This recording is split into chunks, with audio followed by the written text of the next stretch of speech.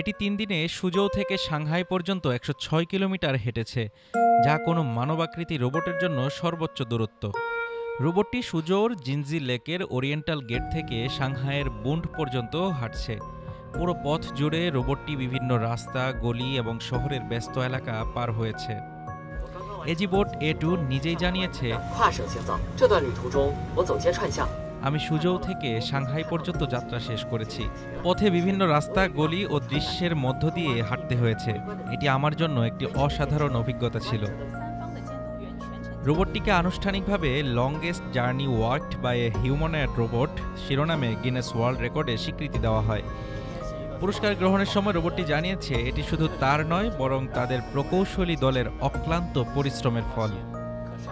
৫৬ ঘন্টার এই যাত্রায় ১৫ বার ব্যাটারি পরিবর্তন এবং ২ বার বিরতি নেওয়া হয়েছে। এজিবোট A2 স্বয়ংক্রিয়ভাবে হাইওয়ে, শহরের রাস্তা, ব্রিজ এবং পাথরের রাস্তা পার হয়েছে। এছাড়া ট্রাফিক লাইট, ভিড় এবং অন্যান্য বাধা সামলানোর সময় সবসময় ট্রাফিক নিয়ম মেনে চলেছে। এই রেকর্ড মানবাকৃতি রোবটের সহনশীলতা, স্থায়িত্ব এবং স্বয়ংক্রিয় নেভিগেশনের ক্ষেত্রে নতুন মান স্থাপন করেছে। রোবটটির দায়িত্বশীল নেভিগেশন এবং দীর্ঘ পথ চলার সক্ষমতা ভবিষ্যতের রোবট প্রযুক্তির ক্ষেত্রে গুরুত্বপূর্ণ অবদান রাখবে বলে মনে করা হচ্ছে। Desk report, Dhaka today.